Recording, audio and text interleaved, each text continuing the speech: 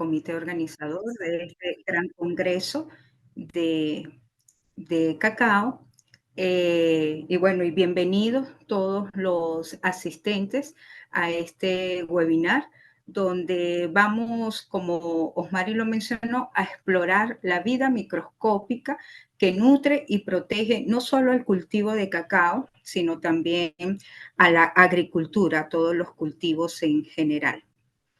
Bueno, vamos a tocar algunos puntos, como es qué es la microbiota vegetal, la importancia de los nichos ecológicos que se conocen como suelo, rizósfera, filósfera y endósfera, los beneficios claves de la microbiota, en este caso para el cacao.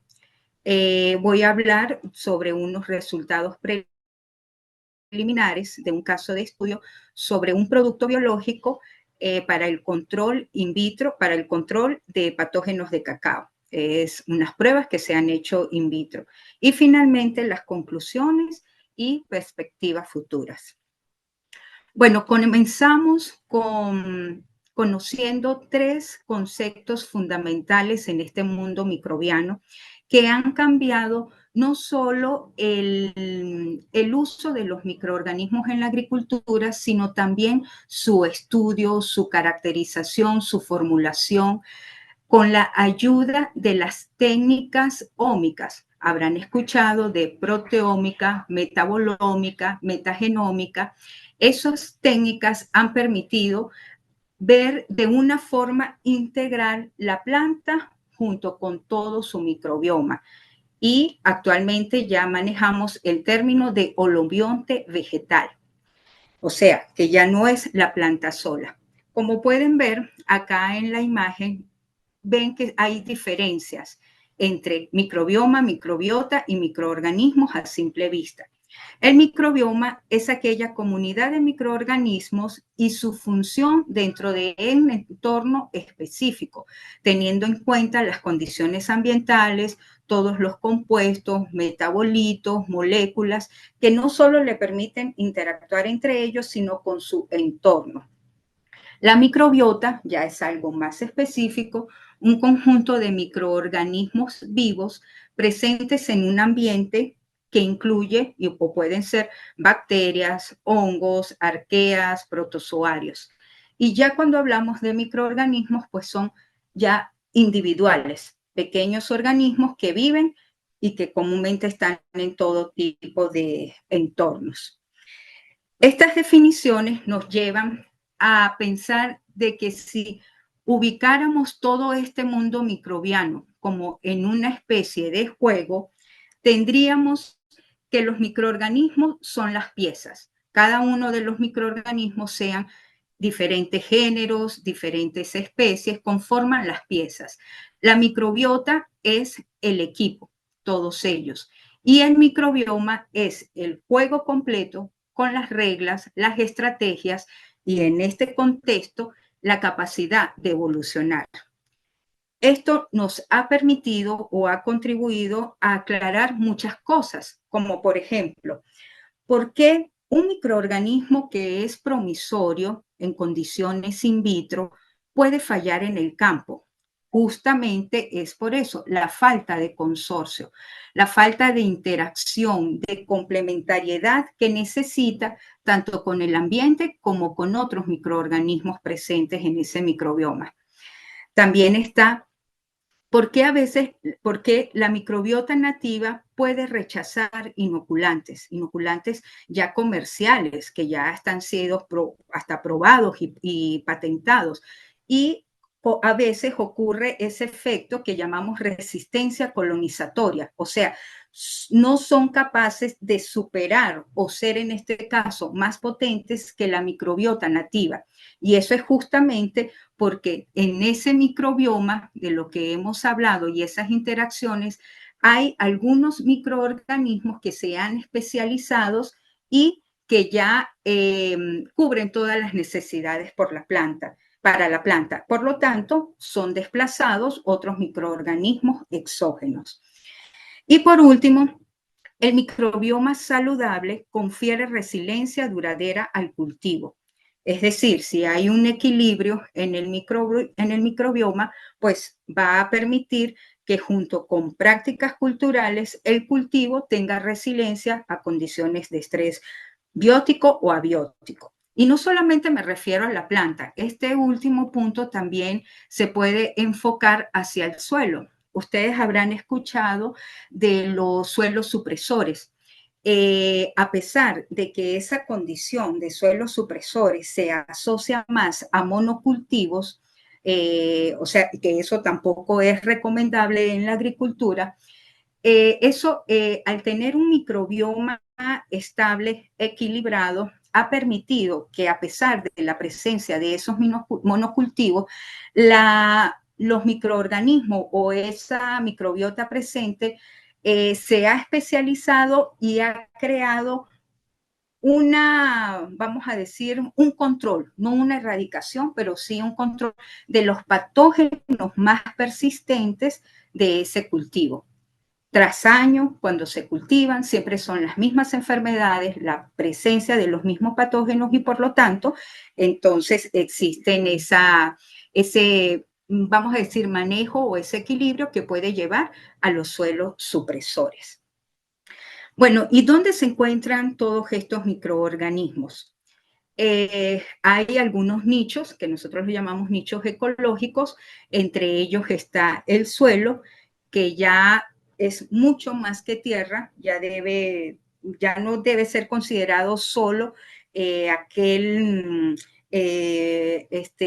sostén físico de las plantas, ya debe verse como un ecosistema, un gran ser vivo en el cual viven millones de organismos y microorganismos en completa interrelación. El suelo está conformado por insectos, por hongos, bacterias, algas, nemátodos, entre otros, que representan el 25% de la biodiversidad de la Tierra. Y también en el suelo es donde ocurre muchas interacciones, como un 50% de las interacciones entre las plantas y los microorganismos.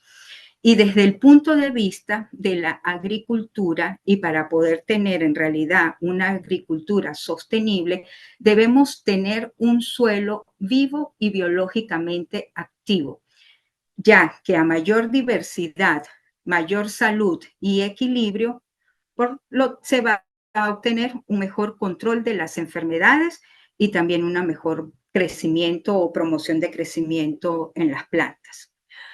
Otro nicho muy importante y que ya va cada vez más especializado es la rizófera. La rizófera, alguna literatura la menciona como aquella zona de suelo de aproximadamente 5, otros dicen 8 o 10 milímetros cercanos a la raíz de la planta. Como pueden observar acá, está el suelo a granel, que nosotros llamamos, donde está todo una microbioma y está todo un microbioma y está un microbioma más especializado de la rizófera,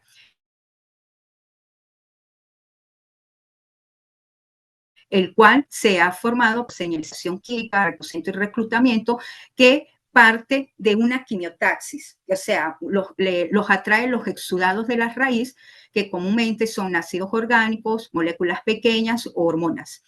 Esa microbiota o también microbioma de la rizófera también está influenciada por las condiciones del suelo, o sea, el tipo de suelo, el clima, la geografía y las condiciones de humedad.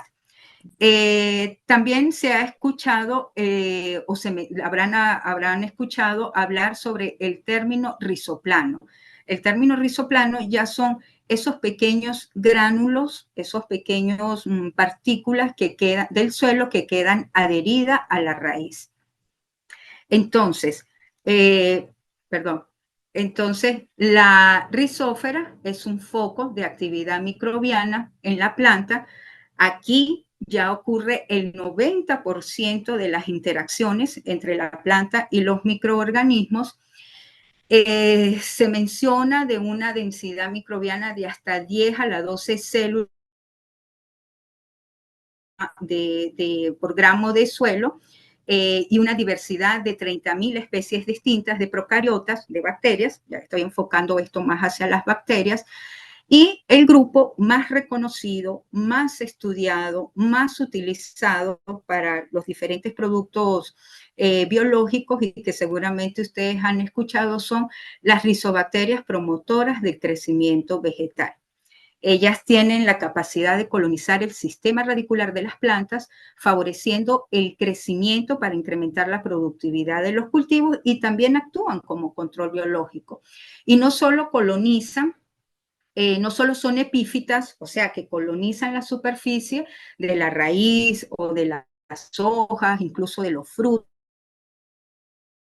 de las flores, sino que también pueden entrar, pueden entrar al tejido vegetal. Y esas, cuando llegan a ese nicho, son llamadas bacterias endofíticas. Esas son un grupo de microorganismos que colonizan los tejidos internos de las plantas durante parte de su ciclo de vida sin causar enfermedades ni síntomas visibles de daño. Al habitar en el interior de las plantas, estimulan el crecimiento, aumentan la resistencia a enfermedades y pueden desencadenar perjuicios, daños en los insectos fitófagos, debilitándolos y reduciendo su capacidad para causar daños a los cultivos. Quiere decir que puede haber un control indirecto, en este caso, de plagas.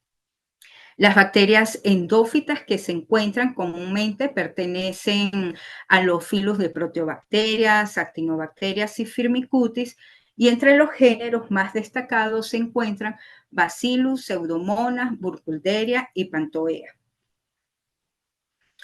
¿Y cómo entran las bacterias a las plantas? Bueno, eso es una historia de invitados no deseados.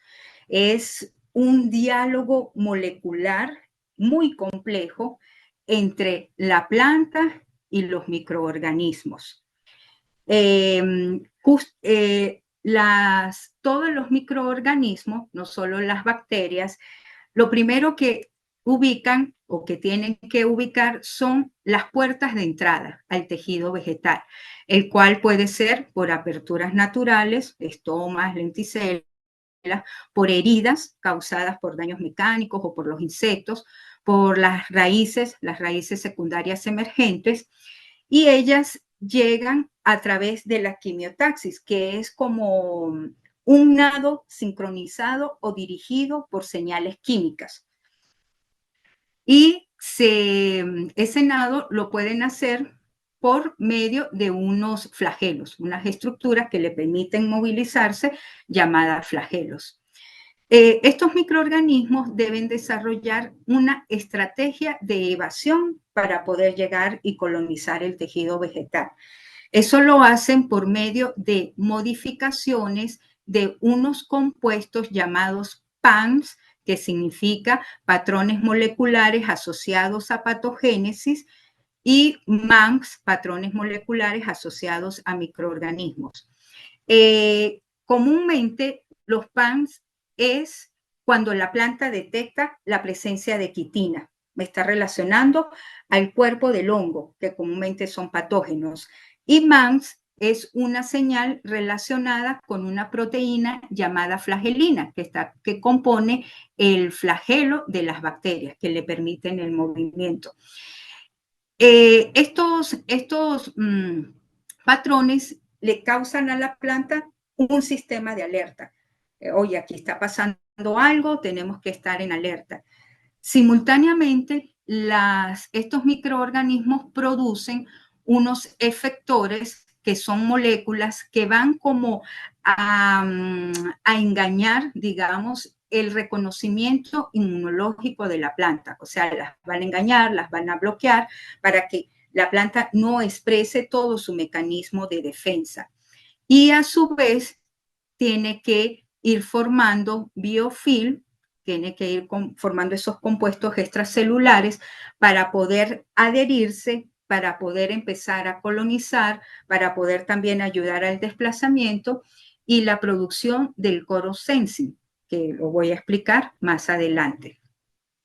Si la bacteria es detectada por el sistema inmunológico o las defensas de las plantas, la planta activa todo su sistema de defensa, que comienza por una respuesta PTI, que se llama, que se refiere a la inmunidad basal por patrones y que causa, causa en la planta desencadenar ciertas reacciones como es el engrosamiento de la formación de calosa y por lo tanto el reforzamiento de las paredes celulares, la expresión de genes relacionados con la patogénesis, los genes PR, que van a actuar en la defensa de la planta, también la producción de fitoalexinas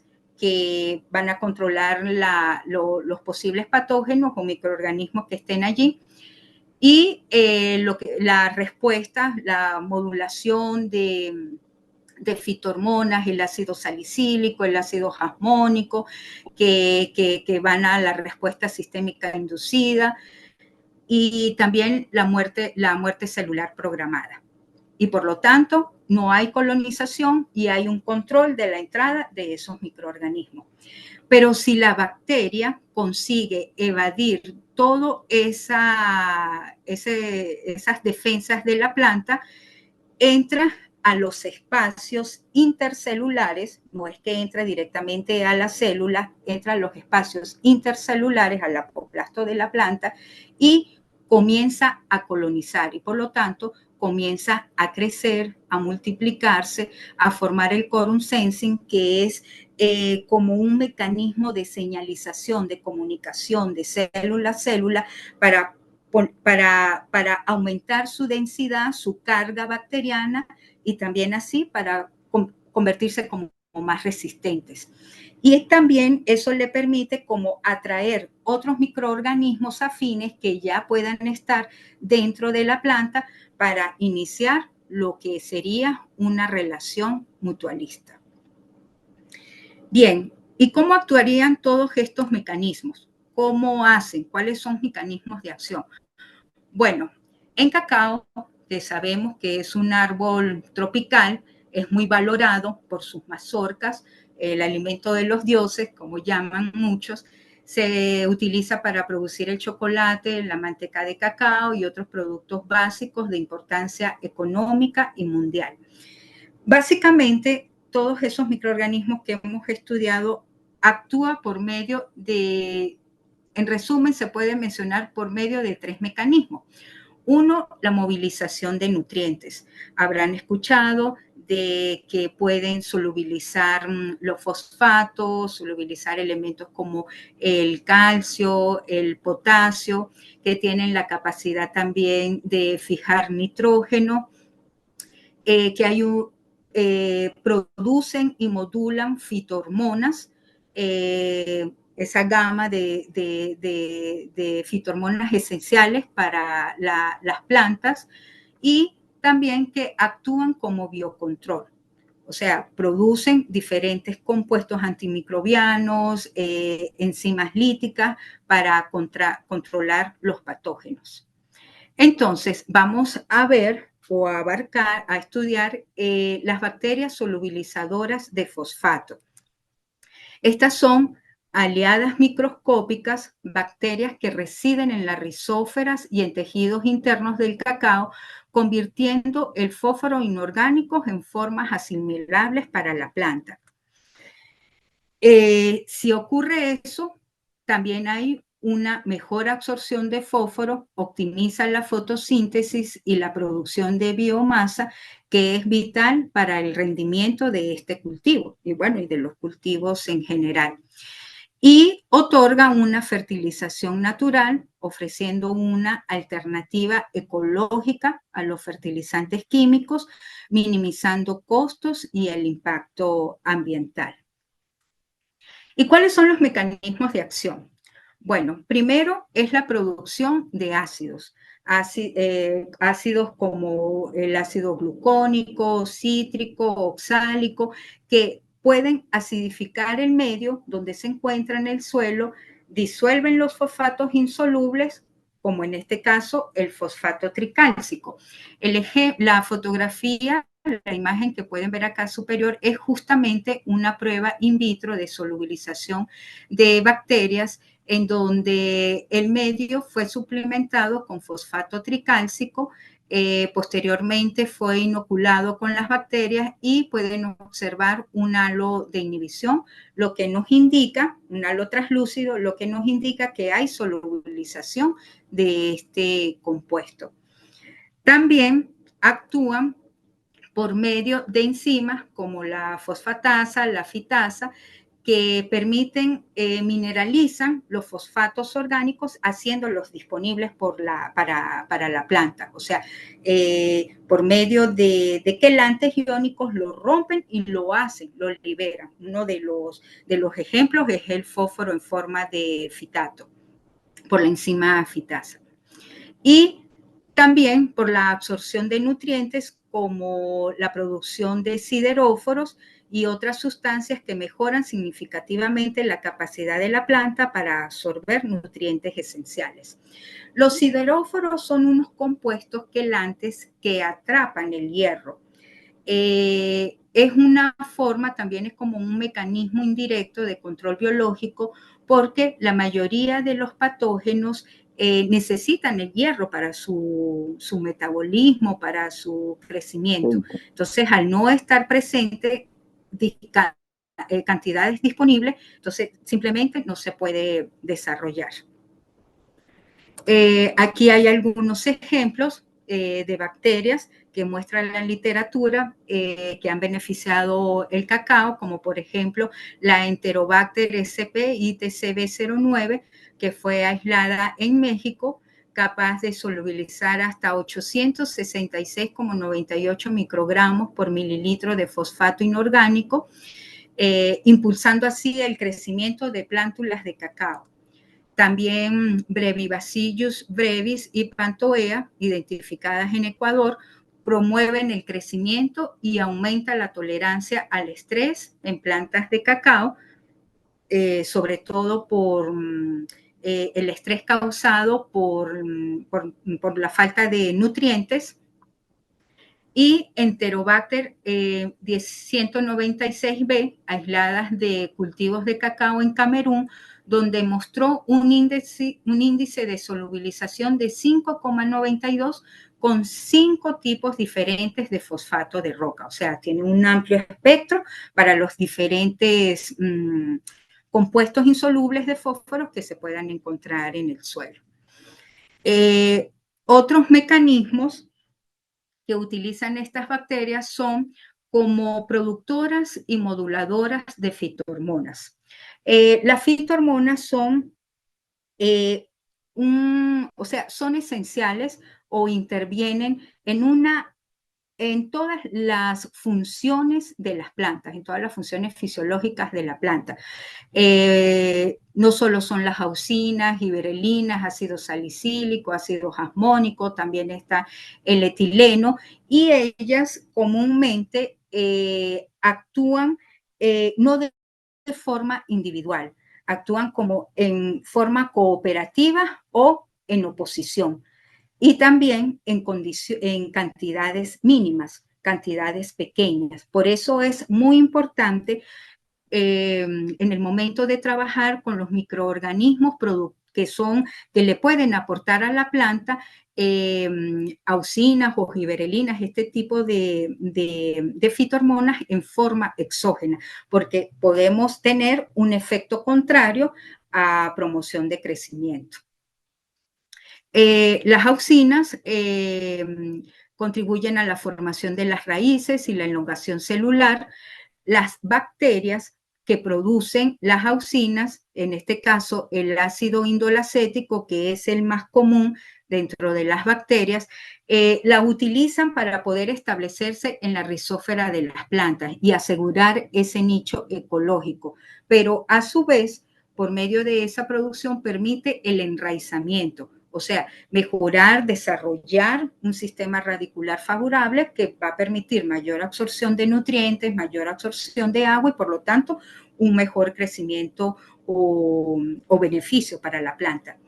Una experiencia, digamos, exitosa en el uso de estos microorganismos productores de auxinas, específicamente la Zospirillus brasiliensis ABB5, fue usándolo en cultivos in vitro, o sea, en la micropropagación de plántulas, específicamente de papa, se hizo la inoculación del esplante, que es un pequeño segmento de la papa que fue sembrado en medio de cultivo bajo esas condiciones, y el crecimiento en conjunto o co-crecimiento de la bacteria Azospirillus junto con ese esplante favoreció para tener plántulas más vigorosas, plántulas con un desarrollo radicular bien grande, bastantes raicillas, y que favorecieron también el trasplante o la aclimatización del ambiente in vitro a los invernaderos o a las casas de cultivo. O sea, contribuyó al aumento de la sobrevivencia del trasplante de estas microplántulas. También tenemos las gibberellinas, ayudan a iniciar el proceso de germinación de las semillas. La producción exógena, o sea, vía bacterias de esta fitohormona, permite acelerar la división y la elongación celular. En el cacao significa plántulas más robustas en vivero y árboles con copas más grandes y eficientes.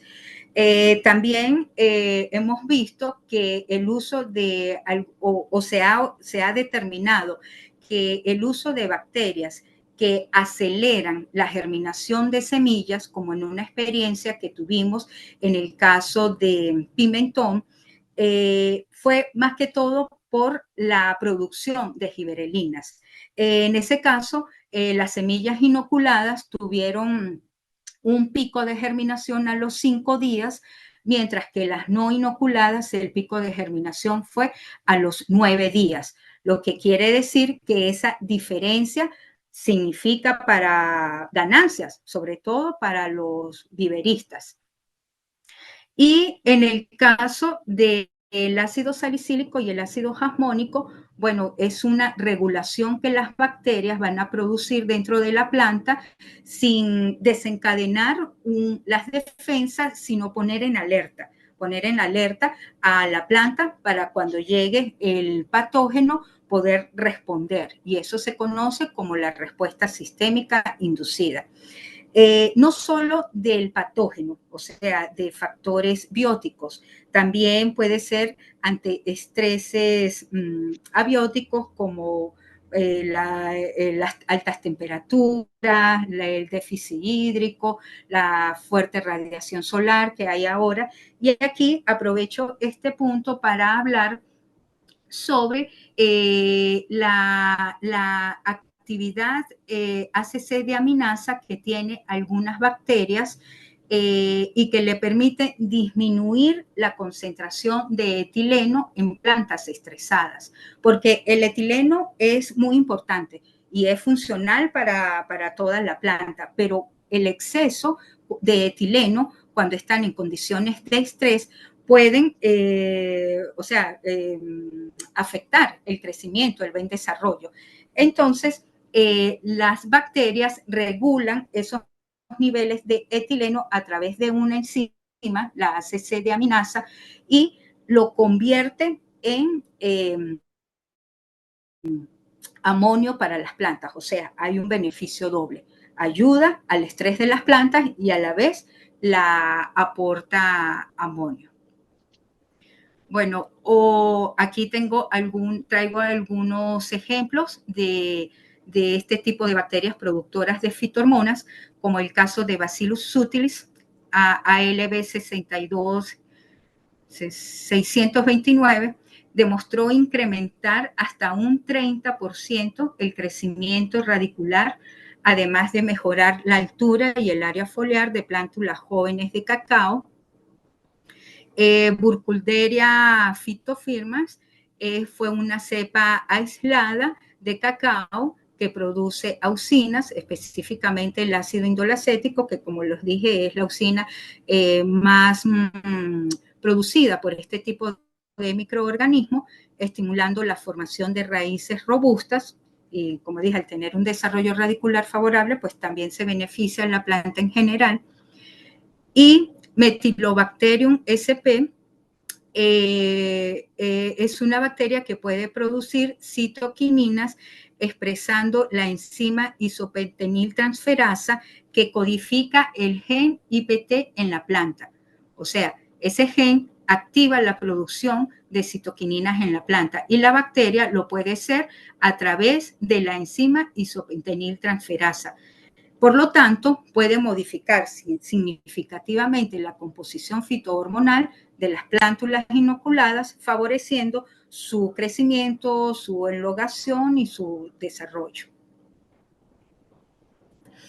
Bueno, en cuanto a esos mecanismos y todas estas bacterias explicadas anteriormente van más relacionadas con la promoción del crecimiento, la bioestimulación que pueden aportar estos microorganismos a las plantas. Pero ahora vamos a hablar sobre el antagonismo, o sea, el control biológico. El antagonismo no es más que la capacidad de ciertos microorganismos para inhibir, suprimir el crecimiento y la actividad de patógenos mediante la producción de metabolitos microbianos, competencias por recursos y nichos ecológicos y la inducción de respuestas defensivas en la planta hospedera. Actúa por medio de combinación de tres mecanismos. La antibiosis, que es por medio de la producción de lipopéptidos, conocidas como surfactinas, fengicinas y turinas. Yo diría que el ejemplo clásico para antibiosis es el Bacillus, y por otro mecanismo de hiperparasitismo, que es por medio de la degradación enzimática del patógeno. Aquí entra como ejemplo clásico tricoderma, y también por medio del mecanismo de la inducción de respuesta sistémica en la planta, el cual puede ser producido por cualquiera de los dos microorganismos mencionados. Para mí, hablar de antibiosis microbiana, el candidato esencial es la bacteria del género Bacillus. ¿Por qué?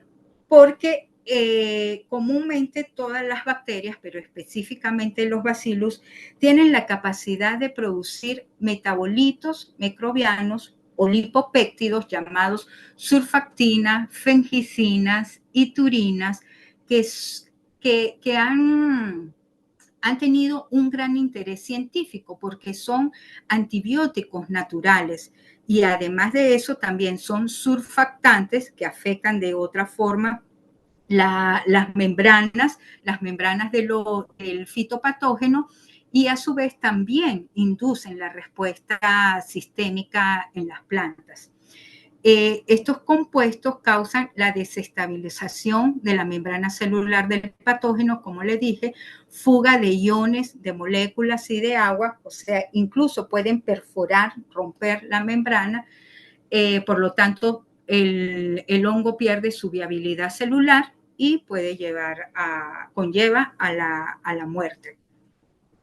Es difícil desarrollar que el patógeno desarrolle cierta resistencia ante este tipo de mecanismos. Por eso es muy interesante que los microorganismos que utilicemos para el control biológico tengan este tipo de acción como la antibiosis. En un trabajo, en una investigación, consorcios de Bacillus produciendo estos tres lipopéptidos logran más del 90% de inhibición de Phytophthora palmivora.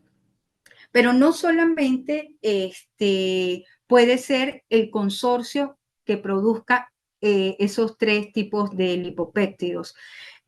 Bacillus amyloliqueface que si ustedes ven, la mayoría de los productos de Syngenta, de la Bayer, productos biológicos, está como el ingrediente activo, porque es uno de los bacilos que tienen la capacidad de producir los tres tipos de lipopéptidos. Esa sola bacteria puede producir los tres. Entonces, es un microorganismo con gran potencial para el control biológico. Bueno, en contexto con todo lo mencionado de la parte de control biológico, quiero mostrarles algunos resultados de un producto llamado Génesis. Es un producto de la empresa Biotización. Está formulado por un consorcio bacteriano, sobre todo de bacterias endofíticas, y lo estamos probando contra algunos patógenos del cacao. Génesis es una innovadora solución biológica basada en consorcios de bacterias endófitas y bacterias cuidadosamente aisladas de suelos agrícolas y también de condiciones extremas. Se evaluó plantas que estaban prácticamente en el desierto a exposición solar, pero que se mantenían verdes, vigorosas, y fueron aisladas tanto endófitas como epífitas de esa planta y de esa rizófera. El objetivo principal de estos ensayos ha sido determinar la capacidad de inhibición de patógenos clave que afectan la producción y calidad del cacao, y se ha probado con patógenos como Coletotrichum, la Acidiplodia theobromai, bueno, la enfermedad Pestalotia, que causa la enfermedad de Pestaloctiosis, y Monilioctera roreri. Para iniciar la investigación, o comúnmente cuando se tienen unos microorganismos que se quieran llevar a una formulación, tenemos que iniciar por pruebas in vitro. Eso constituye como la primera fase de validación científica de productos biológicos, permitiendo la cuantificación de la capacidad inhibitoria bajo condiciones estandarizadas e identificación de modos de acción específicos. Comúnmente, muchas personas dicen que las pruebas in vitro no se pueden correlacionar con los resultados en campo. Y en cierta forma tiene razón.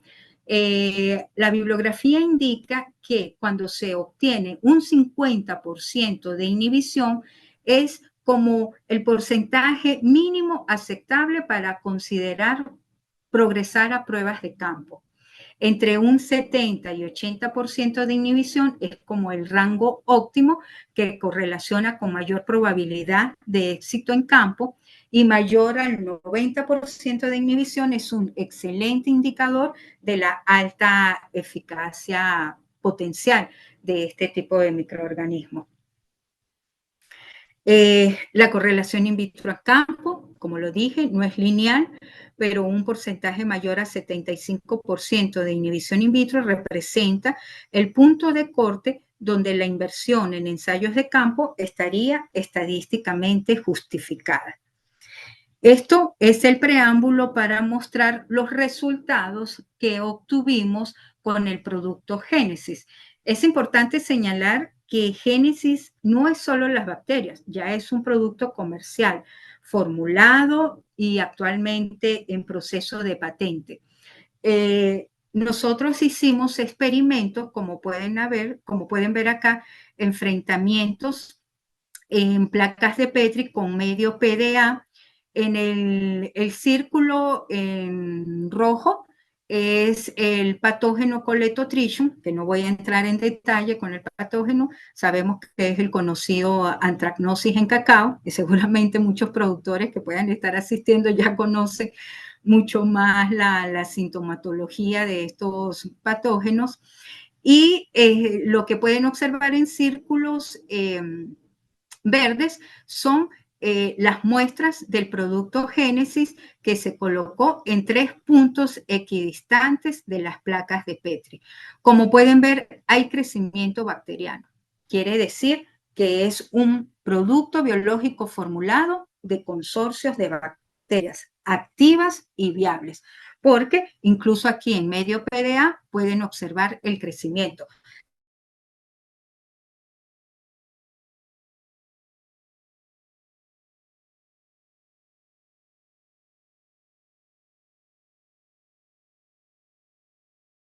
Además de observar, por supuesto, el de los cultivos, pues puede aumentar, puede favorecer mucho más el control de fitopatógenos. En el caso de Plodia de oro, que es un